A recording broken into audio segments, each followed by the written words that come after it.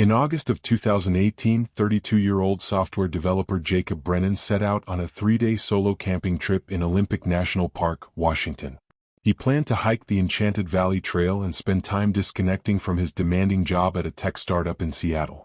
Jacob told his younger brother that he would be back by Monday evening, but when Tuesday came and there was no word from him, his apartment remained empty and his phone went straight to voicemail. By Wednesday morning, his brother filed a missing person report with the Jefferson County Sheriff's Department. What followed was a search operation that turned up nothing, a case that went cold within weeks, and a discovery 2 months later that would disturb everyone involved. A discovery so strange that even seasoned park rangers would struggle to explain what they found deep in the restricted zones of the Olympic wilderness. The morning of August 10, 2018, was cool and overcast on the western edge of Olympic National Park. According to the weather station at the Graves Creek Ranger Station, the temperature at 6 o'clock in the morning was around 52 degrees Fahrenheit, typical for late summer in the temperate rainforest zone.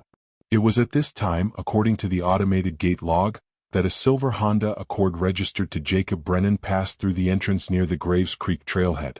The vehicle was recorded by the park's basic entry system, which tracks license plates for safety and management purposes.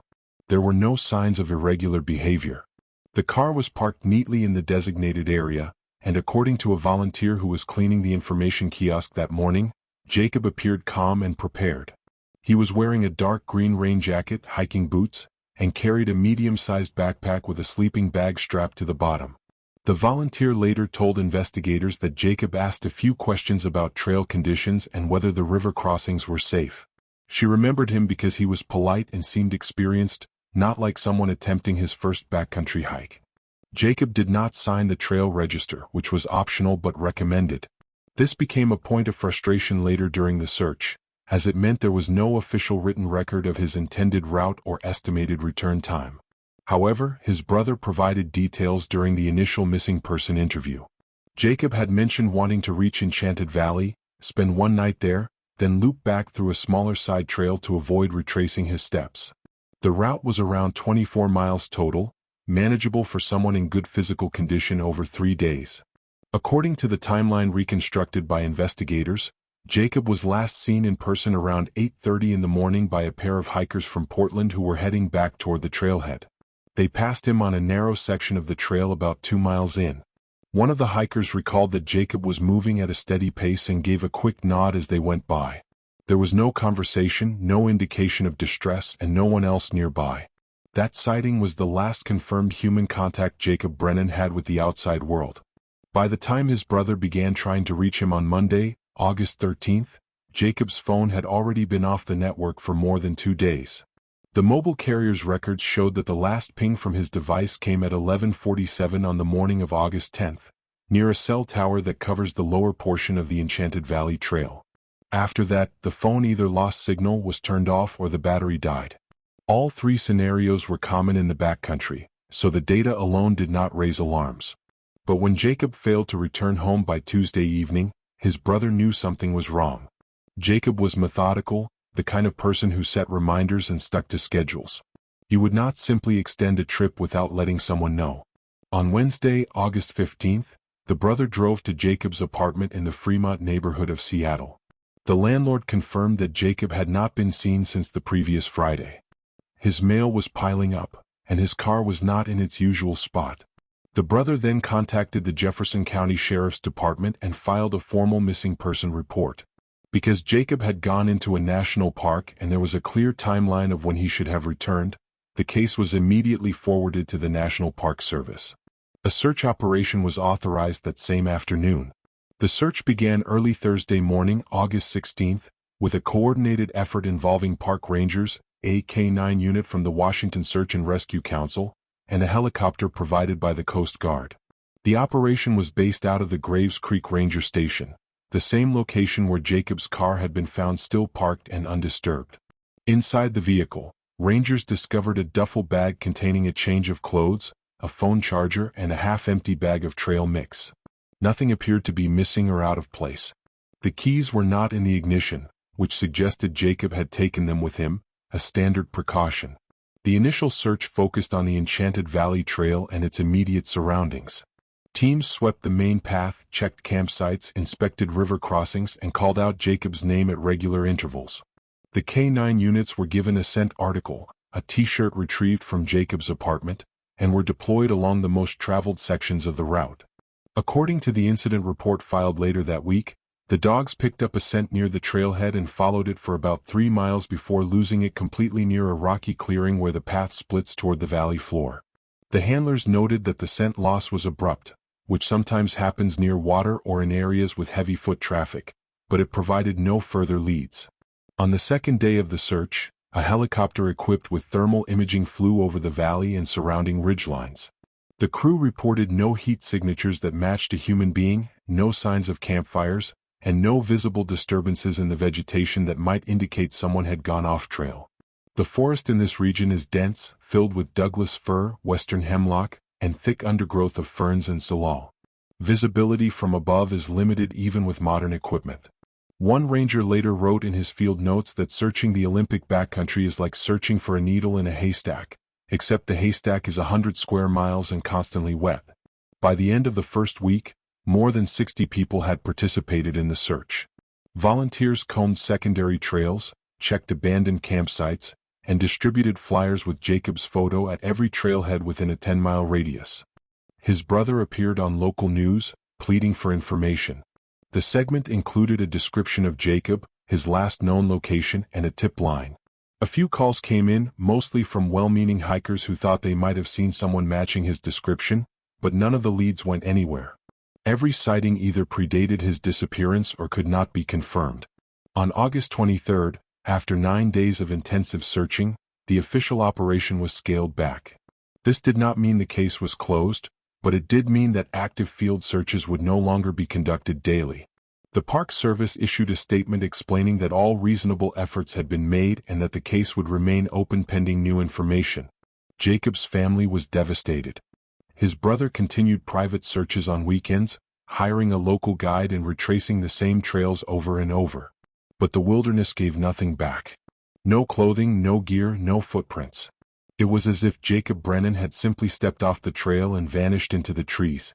In the weeks that followed, the case became one of dozens of unsolved disappearances in national parks across the United States. Investigators reviewed Jacob's background for any signs of mental health struggles, financial trouble, or personal conflicts that might suggest he had chosen to disappear. They found nothing. He had a stable job, good relationships with his family, no debt, and no history of risky behavior. His social media accounts showed a normal life, posts about work projects, weekend hikes, and casual meals with friends. There was no indication that he was planning to vanish. By mid-September, the missing person file had been transferred to a long-term case folder. It would be reviewed periodically, but without new evidence, there was little more the authorities could do. Jacob's face appeared on missing person websites and in databases maintained by organizations that track disappearances in wilderness areas. His family held out hope, but as the days turned into weeks and the weeks into months, that hope grew quieter. And then, in mid-October, something happened that no one had anticipated. Something that would pull Jacob Brennan's case out of the cold file and into a category that had no precedent. On the morning of October 14, 2018, 2 contract wildlife biologists working for the U.S. Forest Service were conducting a routine survey in a remote section of Olympic National Park, several miles northwest of the Enchanted Valley Trail. The area they were inspecting was not open to the public. It was a restricted ecological zone used primarily for research and conservation monitoring. Access required special permits, and even then visits were infrequent. The biologists, a man and a woman both in their late 40s, were tagging elk movement patterns and checking camera traps that had been set up months earlier. According to their field report, they were moving along a narrow game trail through dense underbrush when they noticed something unusual about 50 yards ahead. At first, they thought it was a piece of old equipment, maybe a forgotten trap or a section of fencing left behind by a previous research team. But as they got closer, the shape became clearer. It was a cage. The structure was roughly 6 feet long, 4 feet wide, and about 4 feet tall, constructed from welded metal bars that had started to rust in places. It looked industrial, like something used for animal transport or containment, but it had been modified. The door was secured with a heavy padlock, and the base was anchored to the ground with stakes driven deep into the soil. Inside the cage there was a man. The biologists stopped immediately. According to their written testimony, they did not approach right away because the situation was so unexpected and so far outside normal protocol that they were unsure whether it was safe. The man inside the cage was crouched in the far corner, his back pressed against the bars. He was filthy. His clothes, a torn t-shirt and what looked like the remains of hiking pants, were stained with mud, dirt, and something darker that might have been dried blood or waste. His hair was long, matted, and hung over his face in tangled clumps. His skin was pale beneath the grime, and his hands were wrapped around his knees, rocking slightly back and forth. The moment the biologist came into view, the man began to scream. Not words, just raw, high-pitched sounds that echoed through the trees. He threw himself against the bars, shaking the entire structure, then retreated just as quickly, crawling backward and pressing himself into the corner again. His movements were erratic, animalistic. He did not seem to recognize them as people, or, if he did, he was too far gone to respond in any coherent way. The female biologist, whose name was later recorded in the incident report as Dr. Laura Pitts, immediately radioed the ranger station. Her voice, according to the audio log, was shaking. She described what they were seeing, repeated the coordinates twice to make sure they were clear, and requested immediate assistance. The dispatcher asked her to confirm whether the man appeared injured. She replied that she did not know, that he would not stop moving long enough for her to tell, and that he seemed terrified or completely detached from reality. While waiting for help, the two biologists kept their distance but did not leave. Dr. Pitts tried speaking to the man in a calm voice, asking his name, asking if he could hear her, asking if he needed water. There was no response. He continued rocking, occasionally letting out guttural noises, and every few minutes he would lunge toward the bars as if trying to break through, only to collapse back into the corner. His eyes, when visible through the hair, were wide and unfocused. The other biologist, a man named Roger Spence, took photographs with his phone and a handheld camera used for field documentation. Those images would later become part of the official evidence file. They showed a human being reduced to something unrecognizable, caged like an animal in the middle of a forest where no one should have been. It took nearly 2 hours for the first responders to reach the location. The terrain was difficult, accessible only on foot, and the coordinates placed the site far from any maintained trail. A team of 4 park rangers arrived first, followed 20 minutes later by 2 deputies from the Jefferson County Sheriff's Department. All of them later gave statements describing the same scene. A man, clearly in severe physical and psychological distress, locked inside a crude metal cage in an area where human presence was rare and unauthorized. The rangers approached slowly. One of them, a senior officer named Phil Avery, tried to communicate with the man just as Dr. Pitts had. He knelt a few feet from the cage, kept his voice low, and asked simple questions. "What is your name? Can you hear me? Do you know where you are?" The man did not answer. He stared at Avery for a moment, his mouth hanging open, then suddenly slammed his head against the side of the cage with enough force to cause a visible cut above his eyebrow. Avery pulled back immediately and signaled for medical personnel. It was clear that this was not just a case of someone being held captive. This was a person in acute crisis, either from trauma, starvation, exposure, or some combination of all three. The padlock on the cage was heavy-duty, the kind used for storage units or industrial gates. The rangers did not have bolt cutters with them, so they called for additional equipment. While they waited, one of the deputies walked the perimeter of the site, looking for any clues about who might have built the cage or why. There were no vehicles nearby, no trails leading directly to the location, and no signs of a camp or shelter. The cage appeared to have been placed deliberately in a concealed spot, surrounded by thick brush and fallen logs that made it nearly invisible unless you were standing right next to it. Near the base of the cage, partially buried under wet leaves, the deputy found a plastic water jug, the kind sold at camping supply stores. It was empty. A few feet away there was a small pile of food wrappers, granola bars, jerky packets, all opened and discarded. It suggested that someone had been feeding the man, at least intermittently. But there was no indication of who that person was or when they had last been there. When the bolt cutters finally arrived, Avery made the decision to open the cage. 2 paramedics stood by with a stretcher and a blanket. The moment the lock was removed and the door swung open, the man inside did not move.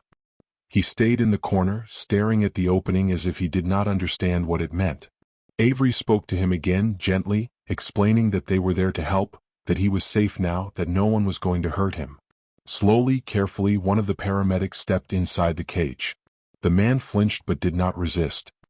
He allowed himself to be wrapped in the blanket, though his body remained tense and his breathing was rapid and shallow. When they guided him out of the cage, his legs buckled. He had to be supported on both sides just to stand. His feet were bare, covered in cuts and sores, and his toenails were overgrown and caked with dirt. It was obvious he had been in that cage for a long time. The paramedics placed him on the stretcher and began a preliminary examination. His pulse was elevated, his body temperature slightly below normal, and he showed signs of severe dehydration and malnutrition. There were bruises on his arms and legs, some old and faded, others more recent. His wrists had deep marks consistent with restraints, though no restraints were found inside the cage. When they tried to check his eyes with a light, he turned his head violently and made a choking sound, as if the brightness caused him pain. They decided not to press further and focused on getting him out of the forest as quickly as possible. While the man was being prepared for transport, Ranger Avery took a closer look at the cage itself. He noted in his report that the construction was not amateur. The welds were clean, the bars evenly spaced, and the anchoring system required tools and some level of planning. Whoever built this knew what they were doing. It was not something thrown together in a panic. It was deliberate, functional, built to hold a person for an extended period. Avery also noted something else. There were scratch marks on the inside of the bars, dozens of them, thin lines where fingernails or something sharp had scraped against the metal over and over. Some were shallow. Others had gone deep enough to remove the rust and expose bare steel underneath. It painted a picture of desperation, of someone trying to claw their way out day after day with no success. The man was airlifted out by helicopter later that afternoon. He was flown directly to Jefferson Healthcare Hospital in Port Townsend, where he was admitted to the intensive care unit. The staff there were briefed on the circumstances of his discovery but were told very little else because at that point, no one knew who he was. He carried no identification, no wallet, no phone. His clothing had no labels that were still legible. He could not or would not speak. For the first 24 hours, he remained unresponsive to questions, staring at the ceiling or curling into a fetal position whenever anyone approached. It was not until a nurse noticed a small scar on his left forearm, a jagged line that looked like an old injury, that someone thought to check missing person reports. That scar had been mentioned in the file for Jacob Brennan. His brother had provided a detailed description during the initial investigation, including the scar from a childhood accident involving a broken window. When the hospital contacted the sheriff's department and shared the detail, a detective immediately pulled Jacob's file and compared the physical description. Height, build, age, and the scar all matched. Fingerprints were taken from the man in the hospital bed and sent to the state database. The results came back within hours. The man in the cage was Jacob Brennan. He had been missing for more than 2 months. And now he had been found locked inside a metal cage in one of the most isolated parts of Olympic National Park, unable to speak, covered in filth, and behaving like someone who had lost all connection to the world he once knew. The discovery triggered an immediate shift in the investigation. What had been a missing person case was now something far more disturbing. Someone had taken Jacob Brennan. Someone had held him. And someone had left him there to be found or to die. The question was no longer where Jacob had gone. The question was who had done this to him and why. The Jefferson County Sheriff's Department opened a criminal investigation the same day Jacob Brennan was identified. The case was classified as suspected kidnapping and unlawful imprisonment, and because the crime had occurred on federal land, the Federal Bureau of Investigation was notified and assigned a field agent to coordinate with local authorities. The lead investigator for the Sheriff's Department was Detective Raymond Hull, a 17-year veteran with experience in violent crimes and cold cases. Hull had worked missing person cases before, but nothing like this. In his initial briefing to his team, he stated clearly that this was not a typical abduction. The location, the method, and the condition of the victim all pointed to something more calculated and more disturbing than a crime of opportunity. Jacob remained in the hospital for 5 days under medical observation and psychological evaluation. His physical condition, though serious, was stabilized relatively quickly. He was severely dehydrated and malnourished, having lost nearly 30 pounds since his disappearance. The medical staff treated him for infected cuts on his feet, a mild case of hypothermia, and a skin infection that had developed from prolonged exposure to unsanitary conditions. His wrists and ankles showed signs of repeated trauma, indicating that he had been restrained multiple times during his captivity. But the physical injuries, while significant, were not the most troubling aspect of his condition. It was his mental state that alarmed the doctors. Jacob did not speak for the first 3 days. He responded to his name only occasionally, and even then his reactions were minimal, a slight turn of the head or a flicker of recognition in his eyes. When nurses or doctors approached him, he would often recoil, pressing himself against the wall or pulling the blanket over his head. He refused to make eye contact and became agitated whenever someone tried to touch him, even for routine medical procedures. A psychiatric consultant brought in to assess him described his behavior as consistent with severe psychological trauma, possibly post-traumatic stress disorder, acute dissociation, or a combination of both. The consultant noted that Jacob appeared to be stuck in a state of hypervigilance, as if he were still expecting harm. On the 4th day, Jacob spoke his first words. A nurse had brought him water and set it on the table beside his bed. As she turned to leave, he whispered something so quietly that she almost missed it. She stopped and asked him to repeat it. He looked at her, his eyes glassy and distant, and said it again. "You still out there?" The nurse immediately notified the medical team, who in turn contacted Detective Hull. Hull arrived at the hospital within the hour and requested permission to conduct a preliminary interview. The doctors were hesitant, explaining that Jacob was not yet in a stable enough condition to undergo interrogation, but Hull assured them he would keep it brief and non-invasive. He simply needed to know if Jacob could provide any information about who had held him and whether that person posed an ongoing threat. The interview took place in Jacob's hospital room with a nurse present. Hull sat in a chair several feet from the bed and spoke in a calm, even tone. He introduced himself, explained that Jacob was safe, and asked if he felt able to answer a few questions. Jacob did not respond immediately. He stared at the wall, his hands clutching the edge of the blanket. Hull waited. After nearly a minute of silence, Jacob nodded once. Hull began with simple questions. "Do you remember what happened to you?" Jacob nodded again. "Do you remember who did this?" Another nod. "Can you tell me his name?" Jacob's breathing quickened. His hands began to shake. He opened his mouth as if to speak, then closed it again. Hull leaned forward slightly, careful not to crowd him. "Take your time," he said. "You are safe here. No one can hurt you now." Jacob's voice, when it finally came, was hoarse and broken. "I do not know his name," he said. "I never knew his name." Hull asked him to describe the man. Jacob closed his eyes. He said the man was older, maybe in his 50s, with a thick gray beard and a deep voice. He wore old work clothes, flannel shirts and canvas pants, and he smelled like sweat and would smoke. Jacob said the man never told him why he had taken him, never explained anything, and rarely spoke except to give commands. "Eat this.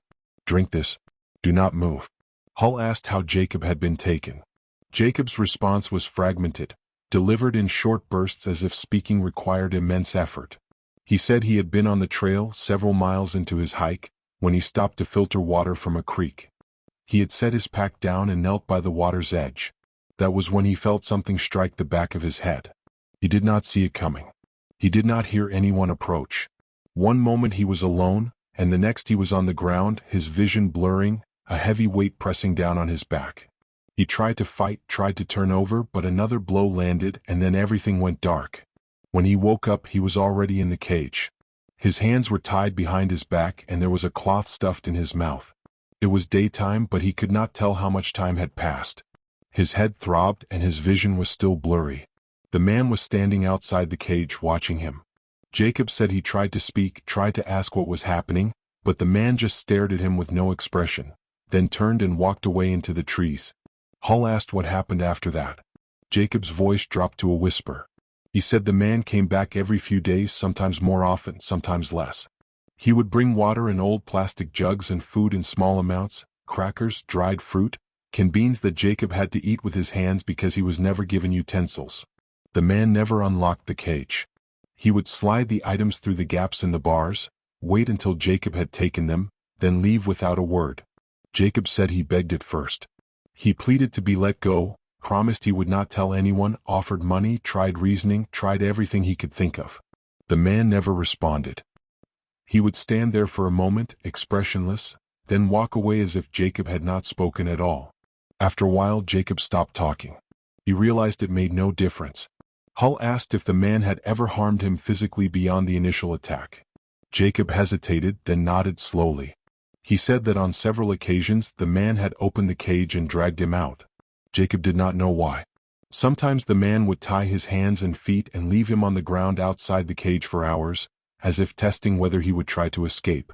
Other times, the man would force him to drink water or eat even when Jacob refused. Once, when Jacob tried to resist, the man had beaten him with a thick branch, striking his legs and back until Jacob collapsed.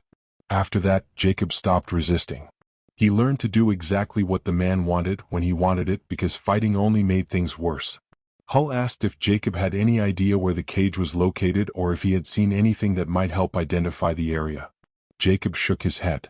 He said he had tried to keep track of time by counting the days, but after a few weeks he lost count. The forest around him looked the same in every direction. Tall trees, thick undergrowth, no trails, no sounds of people. He heard animals sometimes, birds, something large moving through the brush at night, but never another human voice except the man's. Hull then asked the question that had been on everyone's mind since Jacob was found. Why do you think he kept you there?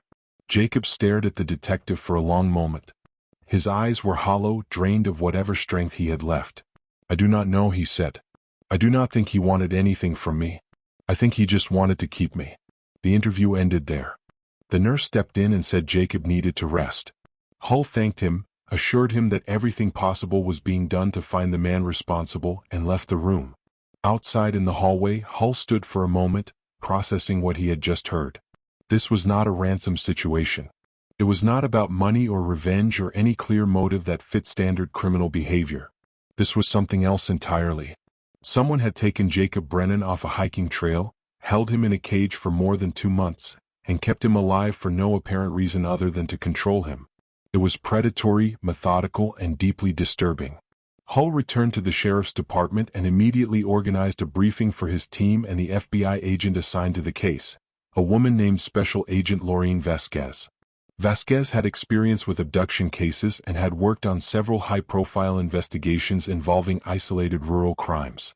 She listened carefully as Hull recounted the interview, then reviewed the photographs taken at the scene where Jacob had been found. Her assessment was direct. This was not the first time the suspect had done something like this. The level of planning, the remote location, the construction of the cage, all of it suggested experience and confidence. Vasquez believed they were dealing with someone who had either committed similar acts before or had spent a significant amount of time preparing for this one.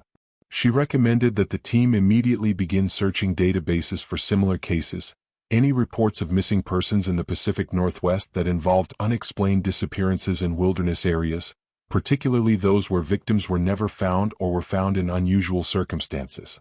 Hull agreed and assigned 2 deputies to start pulling records. At the same time, a forensic team was dispatched back to the site where the cage had been discovered.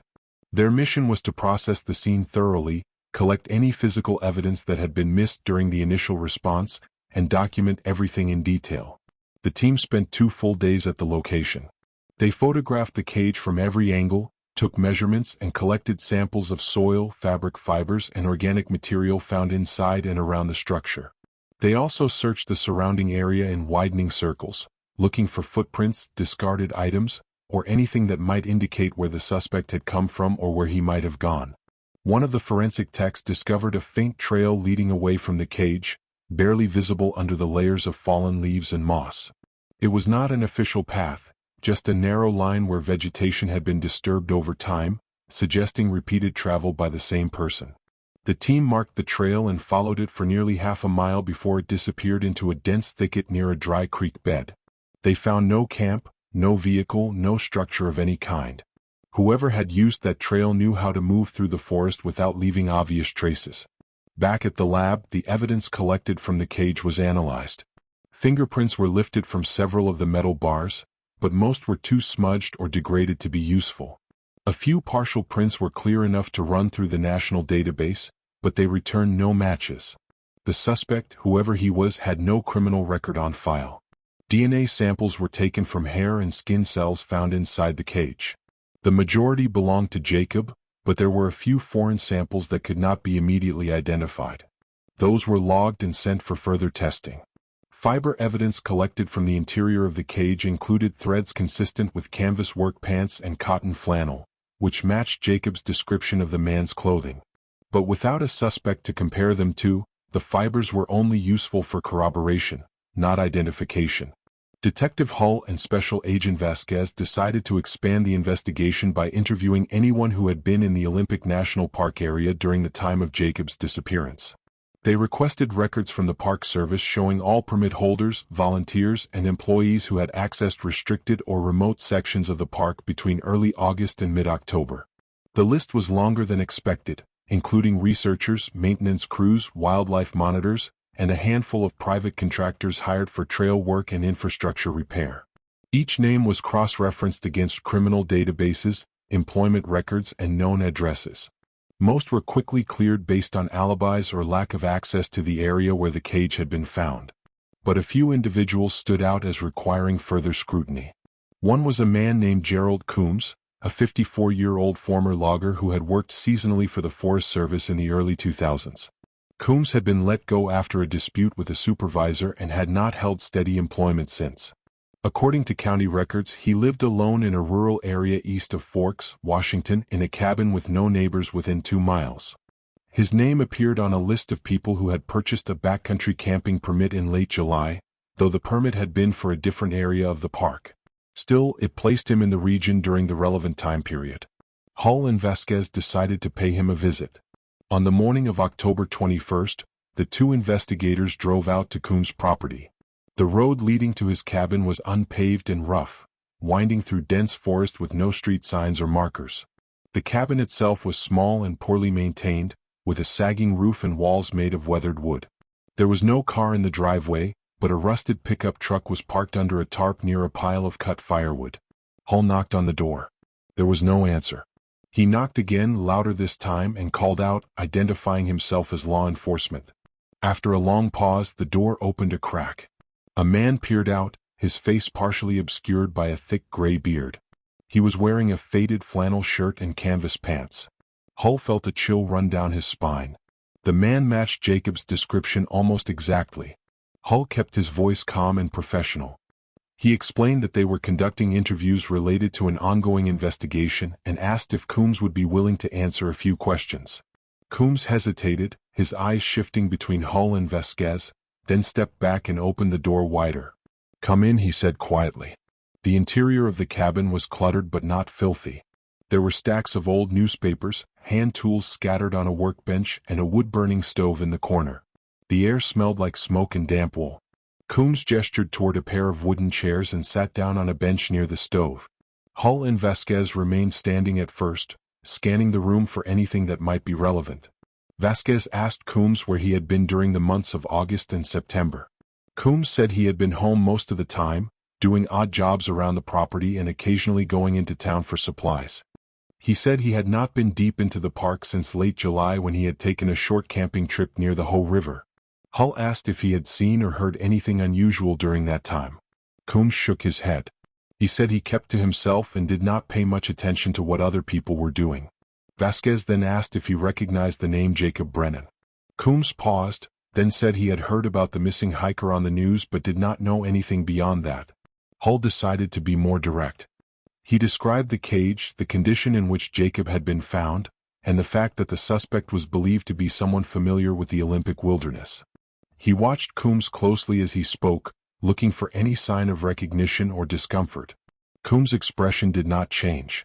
He listened without interrupting, then said he had no idea who would do something like that. Hull asked if they could take a look around the property. Coombs agreed without hesitation, which surprised both investigators. People with something to hide usually objected or demanded a warrant. But Coombs simply stood up and said they were welcome to look wherever they wanted. Vasquez walked outside and began inspecting the truck while Hull stayed inside and examined the cabin more closely. He checked the workbench, opened a few drawers, and looked through a pile of tools. Nothing stood out as unusual. No restraints, no locks, no materials that resembled the construction of the cage. Outside, Vasquez found the truck bed empty except for a few lengths of old rope and a toolbox containing standard equipment. She noted that the vehicle had mud caked on the tires, but that was common for anyone living on a rural dirt road. She photographed the license plate and took note of the make and model, but there was nothing overtly suspicious. When they finished, Hull thanked Coombs for his cooperation and said they might follow up with additional questions later. Coombs nodded and closed the door behind them as they left. On the drive back, Vasquez voiced what Hull was already thinking. Coombs looked like the man Jacob described, lived in the right area, and had the skills and knowledge to operate in the backcountry. But there was no physical evidence linking him to the crime, and his behavior during the interview had been cooperative, almost unnervingly so. Hull agreed. He said they needed more before they could move forward.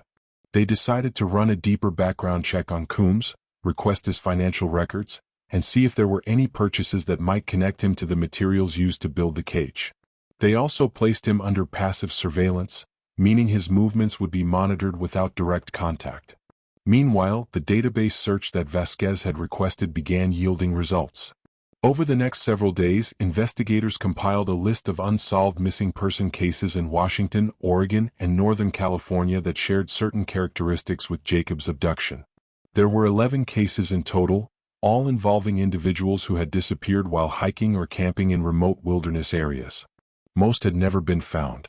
2 had been found deceased under circumstances that were never fully explained. One case in particular caught Hull's attention. In the summer of 2015, a 28-year-old man named Andre Pitkin had vanished while hiking alone in the Gifford-Pinchot National Forest, about 120 miles south of Olympic National Park. His car had been found at a trailhead, his gear still inside, and no trace of him was ever discovered despite an extensive search. The case had gone cold within weeks. Hull contacted the lead investigator on that case, a retired ranger named Tom Fairley, and asked if there had been any unusual details. Fairley said there had been one thing that always bothered him. A few weeks after Pitkin disappeared, a hunter had reported seeing what he described as a makeshift cage or animal trap in a remote section of the forest, several miles from where Pitkin's car had been found. The hunter had not thought much of it at the time and had not reported the location with enough detail for it to be investigated. By the time anyone followed up, the area had been searched and nothing was found. Fairley admitted he had always wondered if the two things were connected, but without evidence, it remained nothing more than a hunch. Hull asked if Fairley had any suspects at the time. Fairley said there had been one person of interest, a man who lived near the forest and had a history of poaching and trespassing, but he had been cleared after providing an alibi. Fairley could not remember the man's name off the top of his head but said he would dig through his old files and get back to Hull. 2 days later, Fairley called back. The man's name was Gerald Coombs. Hull felt his chest tighten. He asked Fairley to send over everything he had on Coombs from the 2015 investigation. Within hours, Hull was reviewing a thin file that included interview notes, a description of Coombs' property, and a few photographs. The details matched what Hull and Vasquez had seen during their visit.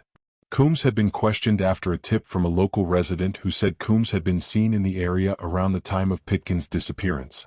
But Coombs had claimed he was working a job in another county, and a contractor had vouched for him. The alibi had been shaky, but without physical evidence, the investigation had moved on. Now, 3 years later, Coombs' name had surfaced again in a nearly identical case. Hull brought the information to Vasquez, and they agreed it was time to take a harder look at Gerald Coombs. They requested a warrant to search his property more thoroughly, this time with a full forensic team and cadaver dogs. The warrant was approved based on the connection to the previous case and the matching physical description provided by Jacob. On the morning of October 28th, a convoy of law enforcement vehicles made its way back to Coombs' cabin. This time there would be no polite conversation. This was a full-scale search and everyone involved knew what they were looking for. Evidence of a predator. When the team arrived at the cabin, Coombs was not there. His truck was gone and the door was locked. Hull authorized entry and deputies forced the door open. Inside, the scene was much as it had been during the first visit, but this time the investigators took their time. They dismantled the workbench, searched under the floorboards, opened every drawer and cabinet, and examined every tool. In a back room that had been used for storage, they found several lengths of metal rod, a welding torch, and a set of heavy-duty work gloves. The metal rods were similar in diameter and composition to the bars used in the cage where Jacob had been held. A forensic tech bagged them immediately for comparison. In a wooden crate near the stove, another investigator found a collection of old maps, many of them marked with handwritten notes. Some of the maps showed trails in Olympic National Park. Others depicted areas in Gifford Pinchot, Mount Baker Snoqualmie, and even parts of the Oregon Cascades. Several locations were circled in red ink, and next to some of the circles were dates. One of the dates was August 9, 2018, the day before Jacob Brennan disappeared. The location circled on that map was less than a mile from the Enchanted Valley trailhead. The maps were photographed and logged as evidence. Hull studied them carefully, noting that many of the marked locations corresponded with areas where hikers had gone missing over the past several years. It was not definitive proof, but it established a pattern. Coombs had been documenting remote locations, possibly scouting them, possibly using them for purposes that were now becoming disturbingly clear. Outside, the cadaver dogs were brought in to sweep the property. They were trained to detect the scent of human remains, even if those remains had been moved or buried months or years earlier. The dogs worked in a grid pattern, moving slowly across the clearing around the cabin, then into the tree line beyond. After nearly an hour, one of the dogs alerted near a cluster of large stones at the edge of the property, about 70 yards from the cabin. The handler signaled to the forensic team, and investigators began carefully removing the stones and digging into the soil beneath. What they found was not a body, but it was almost as damning. Buried in a shallow pit were several personal items, a wallet, a cell phone in a cracked case, a wristwatch, and a small zippered pouch. The wallet contained an ID card with the name Andre Pitkin. The cell phone, though damaged and non-functional, had a sticker on the back with initials that matched Pitkin's. The pouch held a few credit cards and a folded photo of a young woman. Hull stood over the excavation site, his jaw tight. This was no longer just about Jacob Brennan. This was about multiple victims, possibly more than they even knew. Coombs had kept trophies, items taken from people who had likely never made it home. The discovery was immediately relayed to Special Agent Vasquez, who was coordinating with federal authorities to issue a warrant for Coombs' arrest. With the physical evidence now tying him to at least 2 cases, and with Jacob's testimony describing a man who matched Coombs in appearance and behavior, there was enough to charge him with kidnapping, unlawful imprisonment, and suspicion of murder. The problem was that Coombs was gone. His truck had not been seen since the morning of the search, and there had been no activity on any known bank accounts or credit cards. He had either fled or gone into hiding, and given his knowledge of the wilderness, he could be anywhere. A regional alert was issued, and Coombs' photograph was distributed to law enforcement agencies across Washington, Oregon, and Idaho. His truck's make, model, and license plate were flagged in every database. The FBI classified him as a fugitive and added him to their wanted list. Roadblocks were set up on highways leading out of the Olympic Peninsula, and rangers were instructed to report any sightings of individuals matching his description in backcountry areas. For the next several days there was no sign of him. Then, on the evening of November 2nd, a gas station attendant in the small town of Quinault, about 40 miles south of Forks, called the sheriff's department to report a man who had paid for fuel in cash and whose appearance matched the photo that had been circulated. The man had been driving an older pickup truck with mud on the plates, making them difficult to read, but the attendant was fairly certain it was the same vehicle described in the alert. Deputies arrived at the gas station within 20 minutes, but the truck was already gone. The attendant said the man had filled up, bought a few items inside, and left heading east on Highway 101. Surveillance footage from the gas station was reviewed, and though the image quality was poor, the figure captured on camera was consistent with Gerald Coombs. He was wearing a dark jacket and a baseball cap pulled low over his face, but the build and the beard were unmistakable. A pursuit was organized immediately. State patrol units were dispatched to intercept the truck on Highway 101, and a helicopter was requested to provide aerial support. The search focused on the area between Quinault and the town of Humchulips, a stretch of rural road with few turnoffs and limited places to hide. Just after midnight, a patrol officer spotted a truck matching the description parked on a gravel access road near the Humchulips River. The officer approached cautiously, calling for backup before making contact. When additional units arrived, they surrounded the vehicle and ordered the occupant to step out with his hands visible. There was no response. The truck's engine was off, and the driver's side door was slightly ajar. Officers moved in with weapons drawn and found the truck empty. A search of the immediate area began, using flashlights and thermal imaging equipment. The riverbank was steep and thick with brush, making visibility difficult. After nearly an hour of searching, one of the officers spotted a figure moving through the trees about 100 yards downstream. He shouted a command to stop and identify, but the figure continued moving. A foot chase ensued. The suspect ran along the edge of the river, stumbling over rocks and fallen branches, but maintaining enough distance to stay ahead of the officers. The terrain was treacherous, and the darkness made it nearly impossible to move quickly without risk of injury. One officer slipped and fell, twisting his ankle, but the others pressed on. The chase continued for nearly a quarter of a mile before the suspect made a critical mistake. He tried to cross a shallow section of the river, misjudged the depth, and lost his footing. He went down hard, hitting his head on a submerged rock. By the time the officers reached him, he was face down in the water, unconscious. They pulled him out immediately and checked for a pulse. He was alive but unresponsive.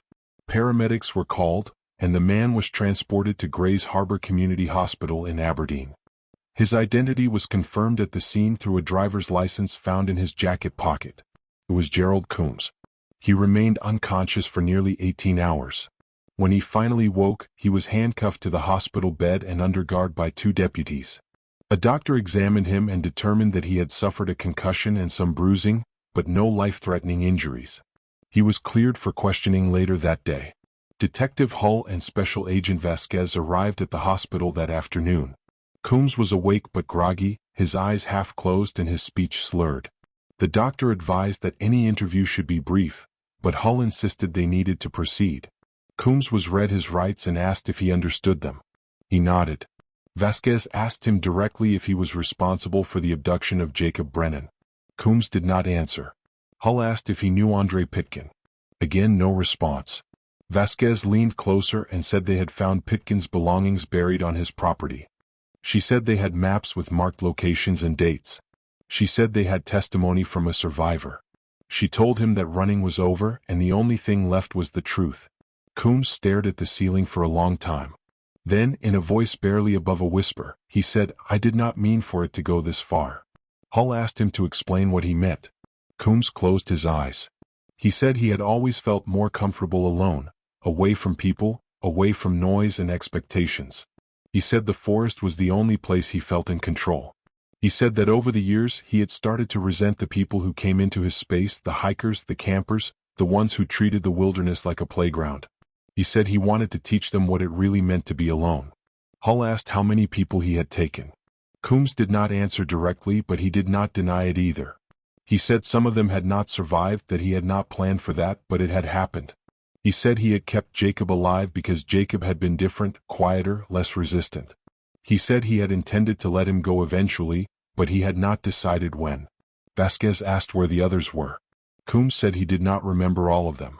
He said some had been left in the forest, that nature had taken care of the rest. He said he had moved around over the years, never staying in one place long enough to draw attention. Hull asked if he felt any remorse. Coombs opened his eyes and looked directly at him. He said he did not expect anyone to understand. The interview was terminated shortly after. Coombs was formally charged with kidnapping, unlawful imprisonment, and first-degree murder.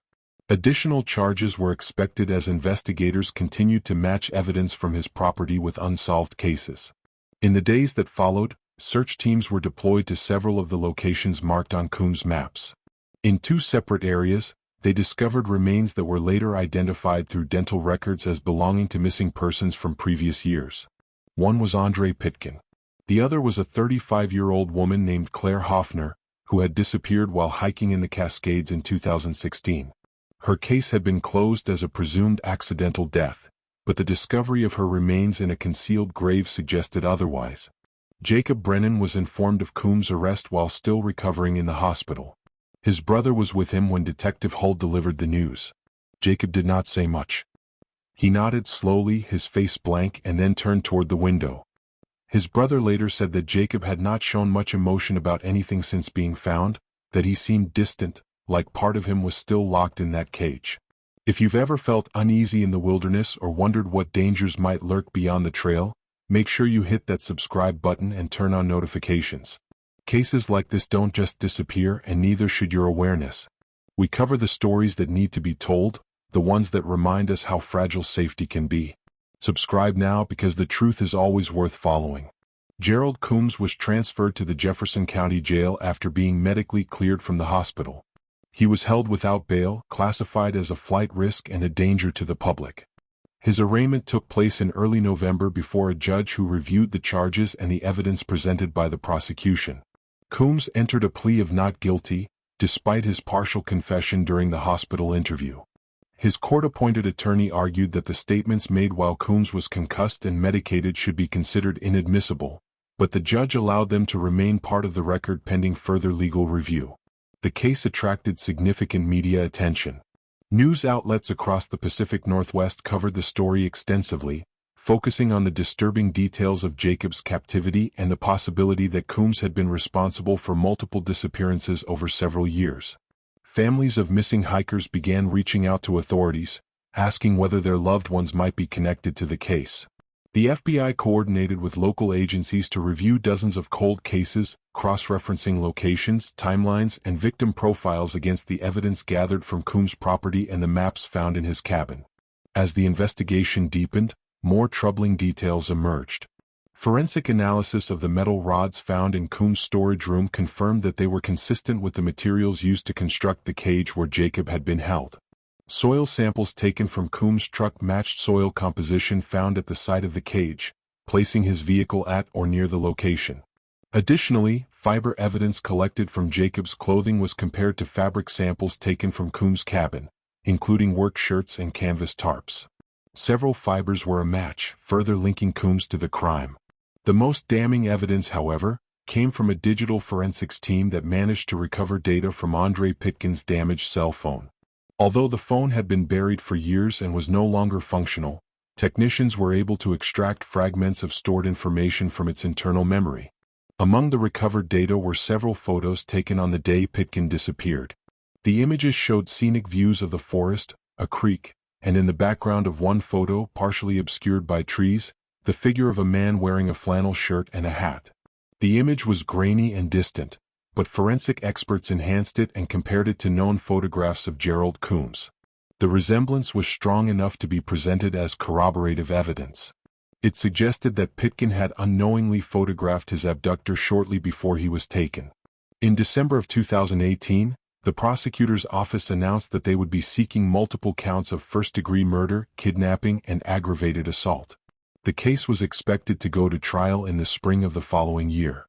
Coombs remained in custody, largely silent and uncooperative with investigators. His attorney attempted to negotiate a plea deal in exchange for information about other potential victims, but the prosecution refused, insisting on a full trial and maximum sentencing. Meanwhile, Jacob Brennan faced his own long and difficult road to recovery. After being released from the hospital, he moved in with his brother in Seattle.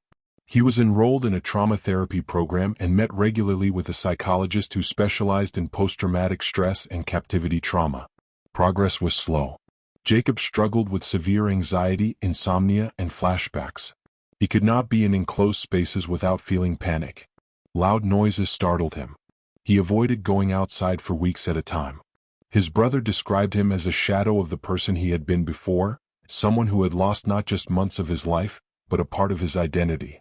In a brief statement given to the press through his attorney, Jacob thanked the investigators, the medical staff, and everyone who had supported him and his family. He said he was trying to move forward but that the experience had changed him in ways he was still trying to understand. He asked for privacy and said he hoped that by telling his story, others might be more cautious and that people like Coombs might be stopped before they could hurt anyone else. The trial of Gerald Coombs began in April of 2019.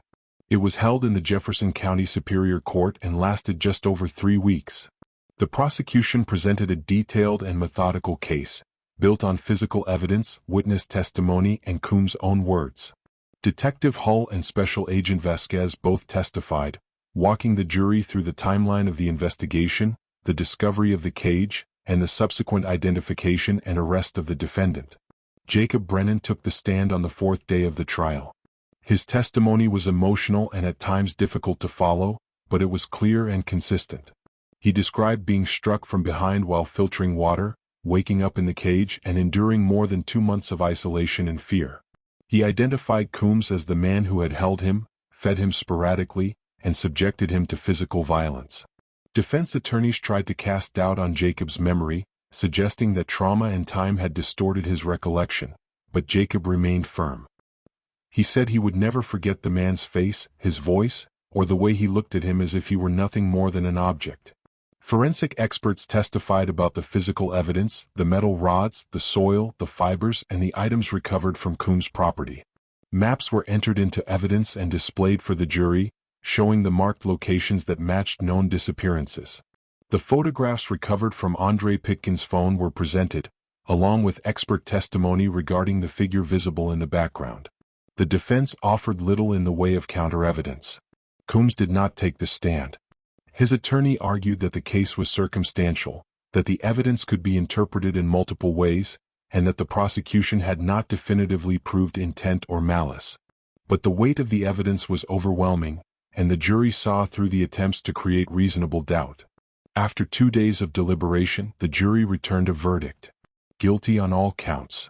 Coombs was convicted of 2 counts of first-degree murder, 1 count of kidnapping, 1 count of unlawful imprisonment, and multiple counts of assault. The courtroom was silent as the verdict was read. Jacob was present, sitting in the gallery beside his brother. He did not react visibly, but his brother later said that Jacob had squeezed his hand so tightly it left marks. Sentencing took place 3 weeks later.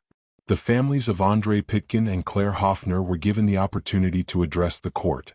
Pitkin's sister spoke about the years of not knowing, of hoping he would come home, and of the pain that came with finally learning the truth.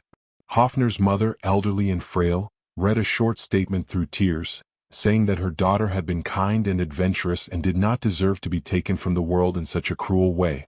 The judge, after hearing all statements and reviewing the pre-sentencing report, sentenced Gerald Coombs to life in prison without the possibility of parole. In his remarks, the judge described Coombs' actions as calculated, sadistic, and a profound violation of human dignity. He said that Coombs had preyed on people in moments of peace and vulnerability, turning places of natural beauty into scenes of horror. He said there was no place in society for someone who had demonstrated such disregard for life. Coombs was led out of the courtroom in shackles. He did not speak. He did not look at the families. He simply stared ahead as he was escorted back into custody. In the months following the trial, additional searches were conducted in areas marked on Coombs' maps. 2 more sets of remains were recovered, though they were too degraded for immediate identification. DNA testing was ongoing, and investigators believed that at least one of the individuals was linked to a missing person case from 2014. The true number of Coombs' victims may never be fully known. He refused to cooperate with authorities after his conviction and provided no additional information about other potential sites or individuals. Some cases remain open and some families still wait for answers. Jacob Brennan slowly began to rebuild his life. He did not return to his job in software development. Instead, he took a part-time position working remotely, something that allowed him to stay home and avoid the pressures of an office environment. He continued therapy and joined a support group for survivors of violent crime. He started writing in a journal, a practice his therapist encouraged as a way to process what had happened to him. In early 2020, Jacob gave a more detailed interview to a journalist working on a long-form article about the case. In that interview, he spoke about what it felt like to be forgotten, to be treated not as a person but as a possession. He said the worst part was not the hunger or the cold or even the fear of dying. It was the isolation. The feeling that the world had moved on without him and that no one was coming. He said that even after being rescued, that feeling had not entirely gone away. He also spoke about the moment he was found. He said he did not remember much of it clearly, only that there were voices, people in uniforms, and someone wrapping a blanket around him. He said he had not believed it was real at first. He thought it might be another trick, another test. It was not until he was in the hospital, surrounded by his brother and doctors, that he began to accept that he was actually safe. Jacob's story became a reference point in discussions about safety in national parks and the vulnerability of solo hikers. Several organizations used his case to promote awareness about the importance of checking in with others, carrying communication devices, and staying on marked trails. His experience also prompted some changes in how missing person cases are handled in remote wilderness areas, with increased emphasis on rapid response and interagency coordination. For Jacob, the attention was both validating and exhausting. He appreciated that people cared, but he also struggled with being defined by what had happened to him. He said in one interview that he did not want to be known only as the man who was kept in a cage. He wanted to be seen as someone who survived, who was still here, still trying. As of the time this story was documented, Jacob Brennan was living quietly in Washington state. He had reconnected with a few old friends and had begun taking short walks in parks near his home, though he avoided heavily forested areas. He said he hoped that one day he would be able to hike again, but he was not ready yet. Maybe he never would be. And that, he said, was okay. Gerald Coombs remains incarcerated in a maximum security facility. He has been involved in no incidents and keeps mostly to himself. He receives no visitors and has declined all interview requests. Psychologists who evaluated him after his conviction described him as detached, unemotional, and unwilling to discuss his motives in any meaningful way. He is considered a high-risk individual with no prospect of release. The cage where Jacob was found was dismantled and taken into evidence. It remains in a secure storage facility, a grim piece of physical proof in a case that shocked the community and revealed the dark capabilities of a man who chose to use his knowledge of the wilderness not to appreciate it, but to control and harm others within it. The forest where Jacob was held has returned to silence. Hikers still walk the trails. Researchers still study the ecosystem. But for those who know the story, the woods carry a different weight now. They are a reminder that beauty and danger can exist in the same place, that isolation can be both peaceful and terrifying, and that sometimes the most dangerous predator is not an animal, but a human being who has lost all connection to empathy. If this story affected you, if it made you think twice about the world around you or the importance of staying aware, then do not let it end here. Hit that like button, share this video with someone who needs to hear it, and make sure you are subscribed so you never miss the stories that matter. The truth does not always come easy, but it is always worth pursuing. Stay safe out there. Jacob Brennan's name is now part of a growing list of people who survived the unimaginable. His story serves as both a warning and a testament to resilience. It reminds us that even in the darkest moments, when hope seems gone and the world feels indifferent, survival is possible. It also reminds us that evil does not always announce itself. Sometimes it hides in plain sight, in a quiet man living alone in the woods, in someone who knows the trails better than anyone else, in a person who has learned to move through the world without being seen. And it reminds us, above all, that we must never stop looking for those who go missing. Because sometimes, against all odds, they are still out there, still alive, still waiting to be found.